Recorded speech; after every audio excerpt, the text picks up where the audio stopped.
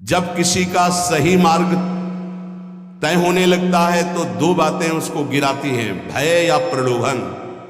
जो भय से भी नहीं लड़खड़ाता, प्रलोभन से भी नहीं रुकता, उसमें 33 भागवतिक सद्गुण प्रकाशित हो जाते हैं। पहला, अहिंसा। मन वचन कर्म से भी कभी वो किसी की हिंसा नहीं करेगा, न मन से, न वचन से, न कर्म से। धर्म का अलग अलग उपदेश है, स्थान, व्यक्ति, योग्यता, अधिकार के अनुसार। अहिंसा हमारे लिए है, हम निवृत्ति मार्ग के हैं। आप एक वीर योद्धा हैं राष्ट्र रक्षा के लिए, तो आपके लिए कठोरता चाहिए हृदय में। यदि आप दयालुता धारण करेंगे तो हमारा राष्ट्र संकट में पड़ जाएगा। आपके लिए माला चलाना नहीं, आपके लिए गोली चलाना भजन है। आप अपने धर्म से युक्त रहिए। अर्जुन जी कह रहे मैं सन्यास लेकर भिक्षा मांगकर खा लूंगा, युद्ध नहीं करूंगा। भगवान कह रहे गलत, परधर्मो भयावहा, स्वधर्म का पालन कर, इस समय नहीं भय को प्राप्त हो जाएगा। ये परमार्थ के पथ पर जो भगवत प्राप्ति के मार्ग में चला है, जिसको भगवान ने ये मार्ग दिया है, उसके लिए पहला सद्गुण अहिंसा। मन से, वचन से, कर्म से किसी की हिंसा नहीं करना। हिंसा और अहिंसा का निर्णय स्थान, अवसर, धर्म की स्थिति के अनुसार दिया जाता है, ना कि सार्वभौम। सार्वभौम अहिंसा का सिद्धांत नहीं चलेगा। हमारे धर्म का नाश करने आ रहा हो, हम अहिंसा व्रत लेकर बैठे, हमारी मर्यादा, हमारे राष्ट्र, हमारे धर्म का नाश करने जा रहा है, तो इस समय हिंसा ही अहिंसा से बढ़कर के भी है। ये समझना होगा। इसलिए बहुत विवेक परमार्थ में चाहिए। जो निवृत्ति परक साधक हैं, उनके हृदय में अहिंसा धर्म का प्रादुर्भाव होता है, और अहिंसा धर्म भी अपना रूप अलग धारण करता है। जैसे वेन राजा ने भगवान के विरुद्ध आचरणों की स्थापना करनी चाहिए, तो संतों ने जो अहिंसा व्रत के परम पुजारी, उन्होंने उसकी हिंसा कर दी, क्योंकि उस समय हिंसा ही सबसे बड़ा धर्म है। और उसके शरीर से फिर मत कर भगवान पृथु को प्रकट किया। ये बड़ा सूक्ष्म विषय, धर्म बड़ा सूक्ष्म विषय है। दूसरा, सत्य। मन से जो सोचा गया, वाणी से वही बोला गया, आचरण में वही किया गया, उसे सत्यवादी कहते हैं। सत्य वचन में जरूर होना चाहिए।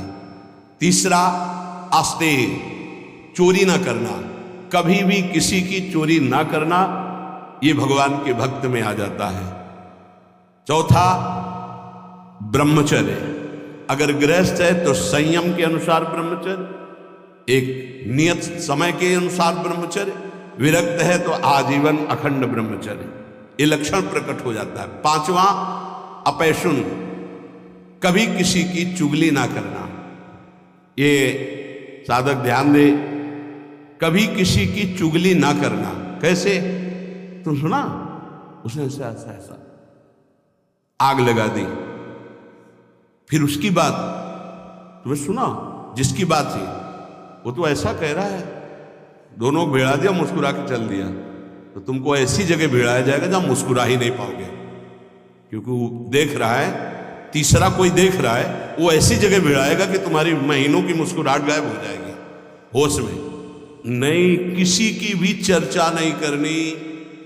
इनकी बात उनसे कहना, उनकी बात उनसे कहना, इसे चुगली कहते हैं। शास्त्रीय भाषा में अपैशुन नहीं करना, ये हृदय को मलिन कर देता है। किसी की वार्ता नहीं, कभी श्री जी की वार्ता चार खड़े होके करो, बोधनता परस्परम, लाडली जी का ऐसा स्वभाव, ऐसे सुंदर, ऐसे, तो छाती ठंडी हो जाए। कभी श्री जी की चर्चा नहीं सुनते। आपस में जब दो मिलेंगे तो चर्चा होगी, तो प्रपंच की होगी। वो साधक नहीं, प्रपंची कहा जाता है। अरे जैसे हरिवंश प्रपंच बंच सब ये काल ब्याल को खायो, यह जिये जान श्याम श्यामा पद कमल संग सिरनायो। छठवां है लज्जा। लज्जा कहते पाप कर्म करने में बहुत संकुचित हो जाना। नहीं, मन से ही घृणा हो जाए, नहीं नहीं नहीं, हमें नहीं चाहिए। हम प्रभु के मार्ग के पथिक हैं, सातवां अमानिता, ये लक्षण उदय होते हैं। मान की बिल्कुल चाह न रह जाना, और ये बहुत खतरनाक है, बहुत खतरनाक। सबसे पहला लक्षण है ब्रह्मबोध महापुरुष का मान रहित होना। निर्मान अमोहा जित संग दोषा, मान सबई मान प्रद आप अमानी, मान कभी स्वीकार नहीं करना चाहिए। महापुरुषों को देखो, आज भी गुरुदेव भगवान आरती करके सबको पंचांग प्रणाम करते हैं, सबको पंचांग प्रणाम करते हैं। अपने लोग गुरु जी आचार्य चरण सर्वान वस्तुतया निरीक्ष परम स्वाराध्य बुद्धिर मम क्वाहम तुच्छा परम अधमा। आचार्य चरण क्या कह रहे? क्वाहम तुच्छा परम अधमा। सबको प्रणाम कर रहे हैं, गुरुदेव सबको प्रणाम कर रहे हैं, तो हमको शिक्षा लेनी चाहिए। अमानी ना मान देना, सब ही मान प्रद आप अमानी। ये अमानिता, ये सातवां लक्षण उपासक के अंदर जागृत होता है। आठवां पवित्रता, शरीर पवित्र, वस्त्र पवित्र, चिंतन पवित्र, व्यवहार पवित्र। छल कपट से व्यवहार दूषित हो जाता है। अरे बहुत बहुत, अगर आप भगवत मार्ग में, तो कभी ऐसा मत करना, क्योंकि जिससे कर रहे हो और आप उसके बीच में ईश्वर विराजमान है, उसी की आराधना के मार्ग में तो चले हो। पवित्रता, शरीर पवित्र हो और वस्त्र पवित्र हो। ये आपका लघुशंका, मल त्याग आदि बहुत सावधानी से पवित्रता का निर्वाह करोगे तो शरीर राग का नाश हो जाएगा। ध्यान रखना, जितना पवित्र हो कोई, उतने शरीर राग का नाश होगा। ये उल्टा लक्षण है। शरीर को पवित्र रखना, शरीर राग का नाश। शरीर को अपवित्र रखना, अत्यंत ममता आसक्ति शरीर से हो जाएगी। देखो, इसीलिए अत्यंत ममता आसक्ति शरीर से। नवा, संतोष। जैसी परिस्थिति प्रभु ने दी उसमें राजी रहना। जोई जोई प्यारो करे सोई मोहि भावे। कोई चाह ना रखना, ये संतोष धन है। इसी से सारी कामनाएं नष्ट हो जाती हैं। बिन संतोष न काम न साही, और अछत काम सुख सपन्यों नाही। बिना संतोष के कामनाओं का नाश नहीं होता। तो उपासक के हृदय में संतोष आ जाता है, जैसा प्रभु ने दिया। आज सब्जी भी नहीं है, प्रभु की बड़ी कृपा है, रोटी अकेले पा ली। आज रोटी भी नहीं है, जल से काम चला लिया। किसी संत से किसी ने पूछा कि प्रसाद पाया? तो उनका नहीं, माधुकरी नहीं मिली। फिर क्या पाया? बोले पा लिया है। क्या पाया? बोले भूख को पा लिया है। आज प्रभु की इच्छा है से भूख को पा लिया है। संतोष, काहू सो कछु न चाहोंगो, संतोष। 10वां तितिक्षा, महान सहनशील। दूसरे के कट वचन, शरीर की पीड़ा, ऋतुओं का प्रभाव, अंदर की जलन, संतुष्टायन के नवा। तितिक्षा, ये महान लक्षण है भगवत प्राप्ति के मार्ग के पथिक का। जरा सी बात में विक्षिप्त हो जाना, चिड़चिड़ा स्वभाव कर लेना, नाना प्रकार की असत वृत्तियों में दौड़ जाना, ये साधक का स्वभाव नहीं होता। बड़े से बड़े कष्ट को हंसकर सहना, बड़े से बड़ी विपरीत परिस्थिति को मुस्कुरा के सहना, ये भगवान के पार्षद का लक्षण होता है। आप भगवान के पार्षद हैं, भगवत मार्ग के पथिक, चाहे गृहस्थी हो चाहे विरक्ति। 11वां निष्कपटता। संत सरल चित जगत हित जान स्वभाव सने। संतों का स्वभाव, उनका सने, उनके चित्त की स्थिति सरल होती है, कपट नहीं। निष्कपटता उनके हृदय में जागृत हो जाती है। 12वां संत संग में अत्यंत गाढ़ प्रेम, आसक्ति, ये पैदा हो जाए भगवत कृपा पात्र के अंदर। 12वां संत संग, सत्संग, भागम भाग मच जाएगा। कैसे मैं सत्संग में आगे बैठूं जिससे मैं वक्ता के मुखारविंद पर चातक की तरह दृष्टि रख करके उनके वाक्यों का पान स्वाति की बूंद की तरह करूं। सच्चे श्रोता का लक्षण, मैं भाग कर जाऊं और उनको देखता रहूं और उनके वाक्य जो निकल रहे हैं उनका पान करूं श्रवणेन्द्रिय के द्वारा। 13वां संत सेवा की भूख। ये प्रकट हो जाती पक्का। मैं साधु हूं ऐसा नहीं रहता, यही रहता है भगवान कब ऐसी कृपा करेंगे कि संत सेवा हो जाए। एक साधक कह रहे थे कि जब संत सेवा होती है, उनके दर्शन सेवा का अवसर मिलता है, तो ऐसा लगता है कि ये कभी बंद ना हो और जीवन भर मुझे साधु सेवा मिलती रहे। बहुत अच्छा लगा कि हम लोग जब उनकी सेवा में खड़े होते तो एक अलौकिक आनंद मिलता है। संत सेवा की भूख जग जाना। बड़े भावुक जन होते हैं, बड़े भावुक जन होते हैं, इससे बहुत बड़ा प्रभाव पड़ता है, बहुत बड़ा हृदय में प्रभाव पड़ता है। एक संत थे जो कभी सेवा स्वीकार नहीं करते थे, तो बाहर उस समय शौच जाने को होता था, तो जहां वो बाहर शौच जाते थे तो एक भगत थे, वो कभी शिष्य नहीं बनाते थे संत। तो कैसे सेवा करें, कहीं कुटिया में सेवा का तो अवसर ही नहीं था, तो जब शौच हो जाते तो शौच को गड्ढा खोद करके ऊपर से रथ से पाट देते। तो पहले जिस एरिया में शौच जाते थे तो उनको दिखाई देती थी पड़ी, साफ साफ एकदम ऐसे, महीनों हो गया। तो एक दिन छुप करके देखा तो नजदीक गए, कहा भाई ऐसी ये वृत्ति आप करते हो मुझे पसंद नहीं, आप क्यों करते हो? उनका भगवान मुझे लगा था कि संत सेवा करना चाहिए, आप प्रगट में कोई वही उन्हीं को शिष्य बनाया और अपनी सारी आंतरिक धरोहर उनको सेवा से बहुत, पर सेवा ऐसी छुप कर या कोई जान न पावे या उसको जनाने की चेष्टा ना हो, उससे मान सम्मान प्रियता प्राप्त करने की इच्छा ना हो, ये सेवा का भाव बड़ी कृपा से प्राप्त होता है।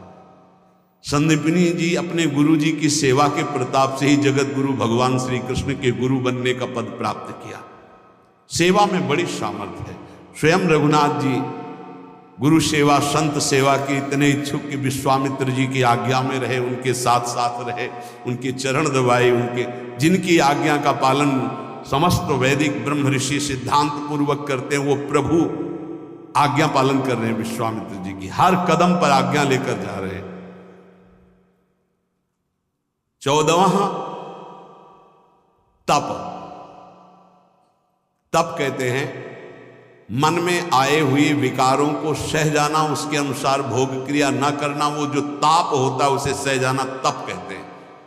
अपने परमार्थ मार्ग में चलने में जो कष्ट मिलता है उसको हंस के सह जाना, उसे तप कहते हैं।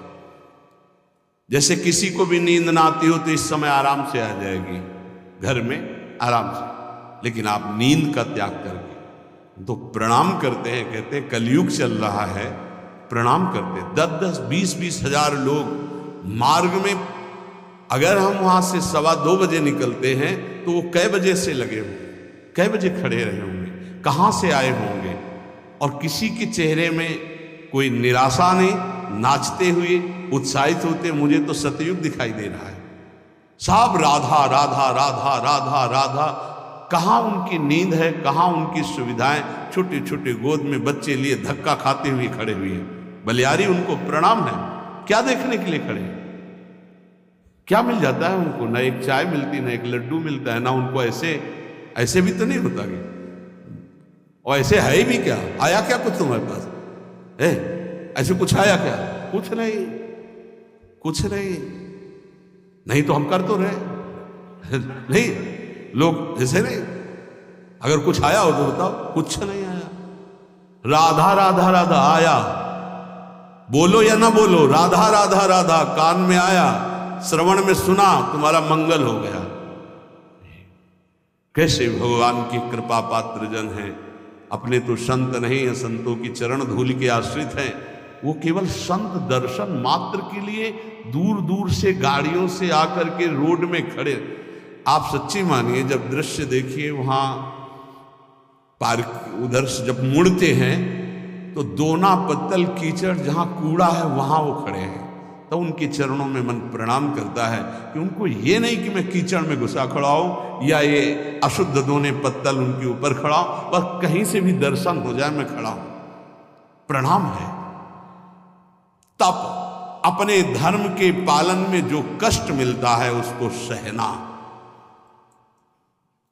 अपने धर्म के पालन में जो कष्ट है उससे, जैसे आप संयम से चल रहे तो काम वेदना जागृत हो रही, कोई आपको कटु वचन कह रहा तो क्रोध वेदना आ रही, आप अपने परिवार के मोह का पोषण नहीं कर रहे तो मोह जला रहा है, आपके पास अर्थव्यवस्था नहीं तो लोभ आपको सता रहा है, कई तरह की ऐसी वेदनाएं ताप हैं, पर साधक उधर ध्यान न देते हुए वो भगवान की तरफ बढ़ता, उसे ही तपस्वी कहते हैं, भारी तपस्या इसे कहते हैं।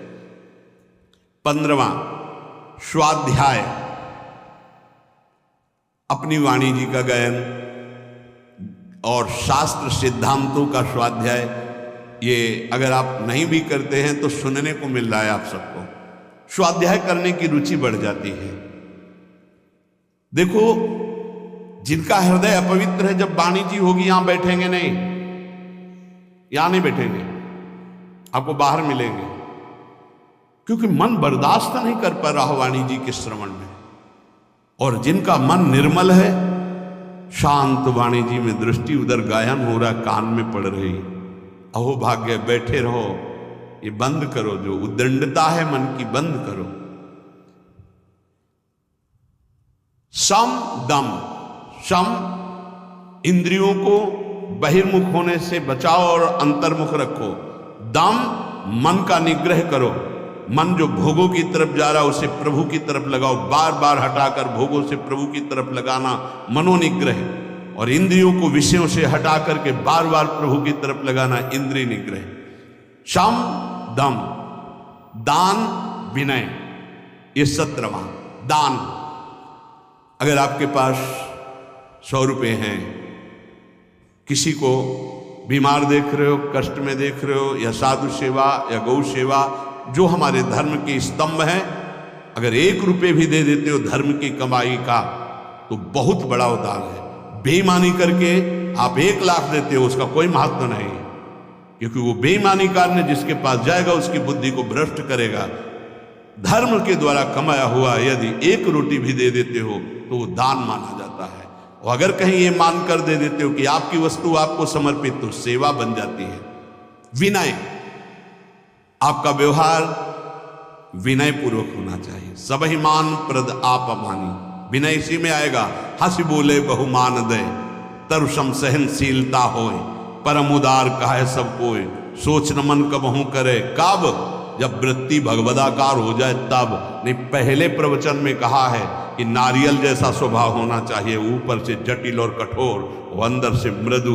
अगर ऊपर से मृदु रखोगे तो घायल हो जाओगे, तुम्हारी सामर्थ्य नहीं कि माया के आक्रमण को सह पाओ। एक बार जो तुम्हारी तरफ देखे दोबारा प्रियता भरी नजर से ना तुम देखो ना वो देखे, जब तक भगवत साक्षात्कार। इसीलिए उत्तम साधकों को देखा गया गंभीर मुद्रा, हिम्मत ही नहीं पड़ेगी कि तुम उनसे संभाषण कर लो, पक्का तुम्हारी हिम्मत नहीं पड़ेगी कि बात कर लो। अगर तुम्हें श्री हरिवंश भी कहना है तो एक बार सोचना पड़ेगा, वही जाकर सिद्धावस्था को प्राप्त होते हैं। पहले ही व्यवहार में विनम्रता और हंस बोले बहुमान दे, तो तुम्हारी सामर्थ्य नहीं कि तुम व्यवहार के प्रेम को पचा पाओ। विनय। 18वां आर्जव, आर्जव कहते हैं सरलता को। अंदर की सरलता बहुत उत्तम है, बाहर की कठोरता अति आवश्यक है साधक के लिए, बहुत जरूरी है। अगर बाहर से सरल हुए तो धोखा हो जाएगा। ये इसीलिए शास्त्र अनुभवी जिज्ञासु तभी ले पाएगा जब अनुभवी मिलेंगे, नहीं तो शास्त्र को सब सरल होना चाहिए। तो कैसा सरल होना चाहिए? बहुत सावधान हृदय सरल होना चाहिए, बाहर बहुत विवेक पूर्वक। बिल्कुल कोई ऐसा सरल नहीं है कि साधक से आप संभाषण कर लें, ऐसा स्वभाव बनाना चाहिए। सरल हृदय, संत सरल चित्त, जरा शब्द पर देखिए, सरल चित्त, चित्त में सरलता हो, व्यवहार आपका निष्कपट निश्चल और व्यवहार थोड़ा शुष्क हो। कब तक? जब तक भगवत प्राप्ति न हो जाए। नहीं तो अगर शुष्क नहीं तो फिर रस में मक्खियां भनभनाने लगेंगी। आंतरिक रस बढ़ाओ, बाहर शुष्क रहो। जब बाहर ठाकुर जी श्री जी आदेश करें अब बहने दो रस की धारा, तो वो फिर संभाल लेंगे। 19वां दया। दया बिना साधु कसाईयो, दया करी तो आफत आई, ये उड़िया बाबा की ही वचन है। दया बिना साधु कसाई, दया होनी चाहिए, लेकिन वही दया तुम्हें मुक्त करेगी, वही दया तुम्हारे अंदर होनी चाहिए। दया का उल्टा क्या है? याद। भगवान की याद भुला दे ऐसी दया कभी मत करना, जैसा भरत जी ने किया। भरत जी ने दया किया और ममता साथ में जोड़ दी, भगवान का भजन छूट गया, अगला जन्म हिरण का बने, तब भजन शुरू हुआ। दया करनी है, पर दयालु भगवान का स्मरण करते हुए जो दया हो जाए, ऐसी दया नहीं करनी कि भगवान का स्मरण छूट जाए, हम फंस जाएं उस दया में। बहुत ऐसी जगह है जहां दया में फंसा जाता है, फिर निकलना बहुत कठिन होता है, भगवान ही निकालते हैं। दया। और 20वां है प्रबल श्रद्धा। एक होती श्रद्धा, हमें आप पे बहुत श्रद्धा, प्रबल श्रद्धा, किसी के कुछ भी कहने पर भी हमारी श्रद्धा में कोई फर्क नहीं है, कुछ भी। जैसे श्री बलि जी की प्रबल श्रद्धा श्री भगवान पर। गुरुदेव कह रहे हैं कि इनको 3 पग देने को कहा है, तुम्हारी सारी संपत्ति नष्ट हो जाएगी, ये तुम्हें 1 इंच जगह नहीं छोड़ेंगे, ये त्रिभुवनपति भगवान हरि हैं, वापस ले ले संकल्प, मैं कह रहा हूं। प्रबल श्रद्धा, गुरुदेव की बात नहीं मानी। और प्रबल श्रद्धा, शाप दे दिया, जा ईश्वर भ्रष्ट हो जा, फिर भी कोई भय नहीं, संकल्प किया। प्रभु ने अपना विस्तार किया, नाप लिया सब कुछ और फिर डांट लगाई। देखो प्रबल श्रद्धा। बोल 3 पग पृथ्वी दान के लिए कह रहा था, आप कहां? गुरु ने मना किया था, नहीं माना ना, बड़ा दानी बनता था। वरुण पास से बांध दिया जो प्रतिपल महान कष्ट देता है। अब बोल 3रा पग कहां पूरा करेगा? बलि जी की प्रबल श्रद्धा में कोई फर्क नहीं पड़ा। प्रहलाद जी के नाती हैं, महाभागवत प्रहलाद जी के नाती विरोचन पुत्र महाराज बलि। उन्होंने कहा, प्रभु अभी तो आपको प्रणाम भी नहीं किया, हाथ बंधे नहीं, आपको प्रणाम करता है। प्रभु हम अपने वचन से पीछे नहीं हटने वाले। 3 पग कहा था, 2 पग में सब नाप लिया, उतने ही बड़े बनो जितने बड़े में मांगा था, और 3रा पग मेरे सर पे रखो और मुझे नाप लो। 2 पग में संपत्ति और 3रे पग में संपत्तिवान को भगवान बिक गए। इसे कहते हैं प्रबल श्रद्धा। गुरु ने साप दे दिया, गुरु ने मना किया, भगवान ने बांध दिया, कटाक्ष किया, पर श्रद्धा पे कोई फर्क नहीं पड़ा। इसे कहते हैं प्रबल श्रद्धा। 21वां विवेक। ये विवेक बहुत बड़ा साधक का बल होता है, ये कहीं फंसने नहीं देता, हर जगह से विवेक बचा लेता है। बहुत सुंदर अस्त्र है विवेक, जो हर समय काटता रहता है। मोह, ममता, राग, काम, क्रोध, लोभ, मद, सबको काट के भगवान की प्राप्ति कराने में बहुत बड़ा हाथ है विवेक का। और ये विवेक किसी बाजार में नहीं मिलता है, ये केवल साधु समागम में मिलता है। बिन सत्संग विवेक न होई, और राम कृपा बिन सुलभ न सोई। बिना सत्संग के विवेक नहीं होता, बिना राम कृपा के सत्संग नहीं प्राप्त होता। 22वां दृढ़ वैराग्य। दृढ़ वैराग्य त्याग कहते हैं, भोग सामग्री की भोगने की इच्छा है पर भोगूंगा नहीं क्योंकि भगवत प्राप्ति करनी है, इसे त्याग कहते हैं। भोग सामग्री की भोगने की इच्छा का ही नाश हो गया है, भोग सामग्री आसपास है लेकिन नहीं, इच्छा ही नहीं है, उसका नाम वैराग्य है। दृढ़ वैराग्य, यहां से लेके ब्रह्मलोक तक के किसी भी भोग की सामर्थ्य नहीं कि उस उपासक के मन को ललचा दे, चलायमान कर दे, उसे दृढ़ वैराग्य कहते हैं। ये जागृत हो जाता है। 23वां एकांत सेवन की रुचि, अंतर्मुख। एकांत सेवन की रुचि, अंतर्मुख।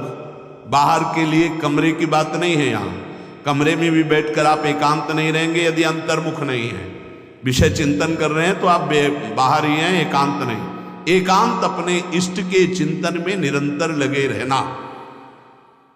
24वां किसी भी तरह का कोई भी परिग्रह न रखना अपने लिए, कोई भी परिग्रह अपने लिए नहीं रखना। जिसने आज दिया है वही कल देगा। जो पूरे विश्व का भरण पोषण करता है वो इस शरीर का भी भरण पोषण करेगा। चिंता क्या करनी है? हम अपने कर्तव्य का पालन करते हैं, चिंता नहीं। हम प्रभु की आज्ञा में अपने जीवन को समर्पित करते हैं, भोगों की संग्रह में नहीं। अपरिग्रह, अपरिग्रह दो प्रकार का होता है, एक बाहर से लिया हुआ दान और एक अंदर चिंतन। ना हमें भोगों की, अगर आज जो है ये खाने को मिल जाता, अगर ऐसा वस्त्र मिल जाता, ऐसा ऐसा, ना अंदर से चिंतन और बाहर से प्राप्त होने पर जितना हमारे शरीर का भरण पोषण, इसके अलावा नहीं, हमें नहीं चाहिए। अगर वो उस पर महत्व बुद्धि है तो परिग्रह, परिग्रह है तो भगवान के अनुराग में बाधक है। अपरिग्रह, बाहर और आंतरिक दोनों जगह से आशा शून्य हो जाना। आशा ही परमम दुखम, नैराश्यम परमम सुखम, अपरिग्रही का लक्षण है। बिना आशा के जो भोग प्राप्त हुआ है उसमें भी पहले विवेक के द्वारा देखना है कि धर्मयुक्त है कि नहीं, फिर विवेक के द्वारा निर्णय करना है साधना में सहयोगी है कि नहीं, फिर कितनी आवश्यकता है उतना उपभोग करना। 25वां समाधान, कई बार कहा है सत्संग में कि साध्य और साधन के विषय में साधक का समाधान हो जाना चाहिए। आपको पता है आपका साधन क्या है, आपको पता है आपके साध्य कौन है, बस साध्य निश्चित किए, श्यामा श्याम। साधन उनके गुरुदेव के द्वारा जो दिया हुआ उपासना का मार्ग है, बस उसी पर। अब साध्य साधन के विषय में कोई प्रश्न नहीं, कोई संशय नहीं। चित्त का भगवदाकार हो जाना, अपने आराध्य देव में समर्पित हो जाना ही वास्तविक समाधान कहा जाता है। अब इस इष्ट के विषय में या साधन के विषय में कोई शंका नहीं, उसे समाधान कहते हैं। 26वां उपरति, वैराग्य के ऊपर का हिस्सा है। वैराग्य में तो भोग सामग्री पर भोगने की इच्छा नहीं है, उपरति में भोग सामग्री है ऐसा बोध भी नहीं रहता, एकमात्र केवल परमात्मा बुद्धि, ये उपरति जागृत हो जाती है।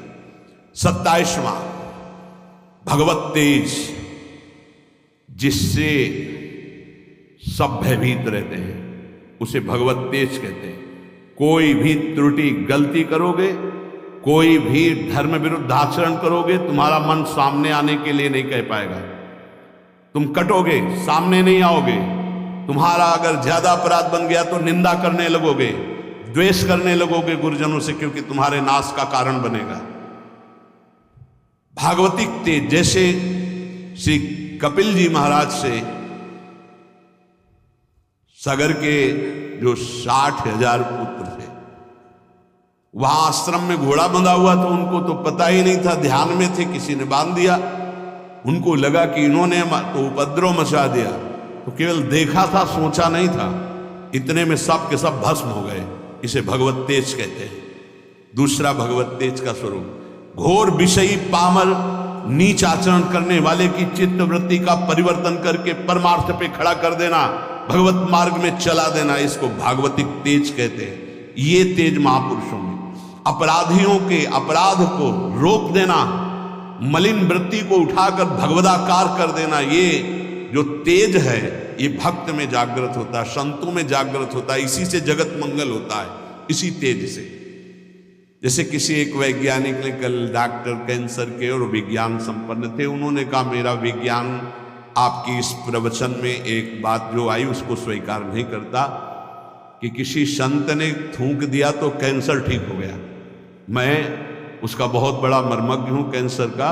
उसका ऑपरेशन किया जाता है, फिर वो बढ़ता ही रहता है, वो मार के ही छोड़ता है, चाहे 1-2 वर्ष 4 वर्ष उन्हें मरना पड़ता है। पर आपने कहा कि कैंसर का उन्होंने थूक दिया तो कैंसर ठीक हो गया, तो तुम्हें आश्चर्य लगा, तुम्हारा ज्ञान विज्ञान काम नहीं करता। तो एक साथ में और बात सुनी होगी कल कि उन्होंने फिर अपने पैर पे उसके लिया और उस पैर में वो कैंसर इतना बढ़ा कि उसको अपना चरण जो है वो कटवाना पड़ा। पूरी बात सुनोगे तो प्रश्न उत्तर नहीं होगा। अब तुम्हारे अंदर ये सामर्थ्य नहीं कि तुम दूसरे के प्रारब्ध को ट्रांसफर कर लो अपने ऊपर, लेकिन उन महापुरुषों में सामर्थ्य है, इसे भगवत तेज कहते हैं। तुम विज्ञान पढ़ लिख कर बुद्धि की धरा से प्राकृतिक वस्तु के केवल जानकार हो सकते हो, लेकिन जिसने बुद्धि सच्चिदानंद में लगा दी है वो अप्राकृत दिव्य चिदानंद भाव को तुम प्राकृतिक बुद्धि से कैसे तोल सकते हो? तुमको क्या पता? अगर हम ये घटना बता दी तो तुम्हें समझ में आ रहा है, नहीं हजारों के दोषों और पापों को स्वयं संत लेकर कुछ संकल्प से, कुछ भजन से, कुछ भोग कर नष्ट करते हैं, कर रहे थे और करते रहेंगे। तुम्हें क्या पता है इसको? तुम्हें पता है जो भगवान के भजन में लगे हुए हैं उनके प्रारब्ध की धज्जियां तो भजन से उड़ जाती हैं। वो जो क्षण क्षण कष्ट भोगते रहते हैं ये शरणागति का प्रभाव है। आपको स्वीकार करके आपके सारे पापों को भस्म करते तभी आप कदम आगे बढ़ा पाते हो परमार्थ में। इस रास्ते को बताया नहीं जाता। ये जितने बड़े बड़े महापुरुष हैं जिनकी शरण में अपने लोग होते हैं वो पहले हमारे प्रारब्ध को भोगते हैं, उसको काटते हैं भजन के द्वारा, तप के द्वारा। जो प्रबल होते हैं उनको शरीर में भोग करके। ये विज्ञान क्या जान पाएगा इस विषय को? आज भी करह में पत्थर पूज रहा जिसमें बाबा रामदास जी बैठकर भजन करते थे। कैसे तुम संतों के विज्ञान जान पाएगा संतों की महिमा? क्योंकि जितनी तुम बुद्धि लगा रहे हो वो सब प्राकृतिक ब्रह्मा के द्वारा रची हुई है। और जहां ब्रह्मा की भी बुद्धि काम नहीं करती है, जैसे भगवान बाल रूप जब थे तो सखा भी बने और बछड़ा भी बने, उन भगवान में जिनकी बुद्धि लगी उनको कैसे जाना जा सकता है? कोई आश्चर्य नहीं है। संत जन भगवान के विधान में अपने मन को रखते हैं। नहीं तो हम आपको सच्ची बताएं, विश्व में उनके जो हृदय की बात है तो ना कोई रोगी हो ना कोई माया में फंसे। भाई जी हनुमान प्रसाद पोद्दार जी से कहा आप भगवत साक्षात्कार करा सकते हैं, उनका पक्का। लेकिन प्रभु का ऐसा विधान नहीं हम सच्ची कहते हैं, किसी से नहीं कहते कि भजन करो, हम सबको राधा कृष्ण के दर्शन करा देते हैं। पर मालिक का विधान नहीं है, क्योंकि मालिक जैसा खेलना चाहता है जमूरा वैसे ही उसके साथ खेलेगा। हम उनके दास हैं। प्रहलाद जी ने स्पष्ट देख लो, नरसिंह भगवान से कहा मुझे आपकी कृपा है पर्याप्त, मुझे नहीं चाहिए अब कोई वरदान। आपके चरणामृत और नाम जप आपकी कथा से हमारा सब हो जाएगा। हम इनके लिए रो रहे हैं जो माया में फंसे इनको। तो भगवान ने बुला के लाओ किसी को जो बैकुंठ चलना चाहता हो। ये कोई नहीं तैयार हुआ बैकुंठ में, कोई नहीं तैयार हुआ। सच्ची मानो संत जो भगवत प्राप्त महापुरुष हैं अभी भगवत साक्षात्कार करा दें, पर आपके अंदर चाह नहीं है, आप माया में आ सकते। एक सूकरी मिली, सूकरी से कहा कि तू यहां कितना कष्ट सह रही, चल बैकुंठ। बोले चल तो तू बैकुंठ, लेकिन यहां जो विष्ठा मिलता बैकुंठ में मिलेगा? बोले नहीं वहां नहीं मिलेगा। बोले नहीं जाना बैकुंठ। हमारी आसक्ति विष्ठा तुल्य भोगों में इतनी हो चुकी कि हम बैकुंठ को भी तिरस्कृत कर रहे हैं।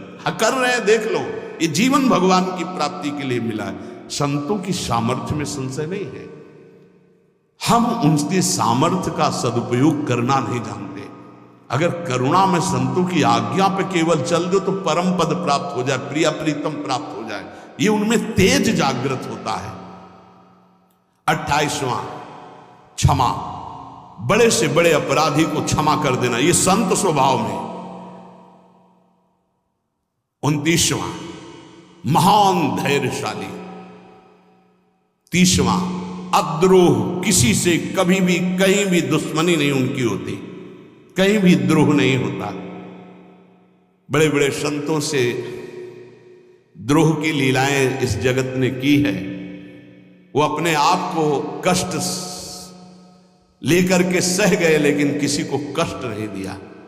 पक्का भारी से भारी जीवन में देखा गया संतों के द्रोह करने वाले भी भगवान के बल से बलवान हो जाते हैं और द्रोह करते। अरे यहां तक कि अंतिम लीला तक प्रहार की लीलाएं हुई, जैसे पूज्य पादुड़िया अंतिम लीला करके दिखा दिया। जिस सर पर सैकड़ों बार अभिषेक हुआ, चंदन तुलसी पत्र आदि चढ़ते रहे, उन्हीं पर गड़ासा चला तो भी ओम और भगवत प्राप्त। अद्रोह। और 31वां अभय, भक्त में कभी भय नहीं रहता। जब तक पापाचरण करोगे तब तक निर्भय नहीं हो सकते, कोई भी हो, कहीं भी हो, कैसा भी हो। भक्त में अभय स्थिति जागृत हो जाती है। और 32वां है किंचन मात्र अहंकार नहीं रह जाता, अहंकार भगवत स्वरूप हो जाता है। और 33वां परम शांति को प्राप्त हो जाता है। ये सही ढंग से मार्ग में चलने वाले उपासक के अंदर 33 सद्गुण जागृत हो जाते हैं, जो साक्षात भगवान से अंश मात्र में उतरते हैं भक्त पर।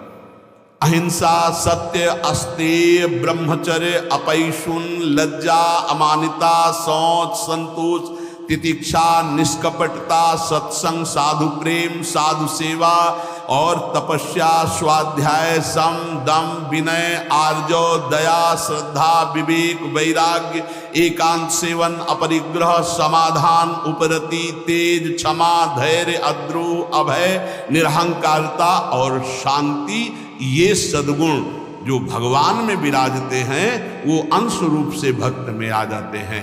हमें चाहिए मन वचन कर्म से इस बार हम निकले इस माया दलदल से, अपनी दैन्यता जो भोगों की बनाए हुए हैं, जो अपने में हीन भाव, हम गृहस्थ हैं, हम विषयी हैं, हम पापी हैं, अरे कुछ नहीं, हम भगवान के हैं। 100 बार हार करके भी अगली छलांग भगवान की तरफ मारेंगे और हम निकलेंगे इस प्रपंच से। कोई भी घबराने की जरूरत नहीं। गलतियां सबसे होती जो इस भूमि में पैदा होता है। भूमि परत भा ढाबर पानी, तिम जीवै माया लपटानी। नहीं, पीछे नहीं हटना, निराश नहीं होना, उदास नहीं होना, हर कदम राधा राधा राधा आगे बढ़ाना है और हमें इसी जन्म में भगवत प्राप्ति करनी। शेष चर्चा आगे। श्री राधा वल्लभ लाल की।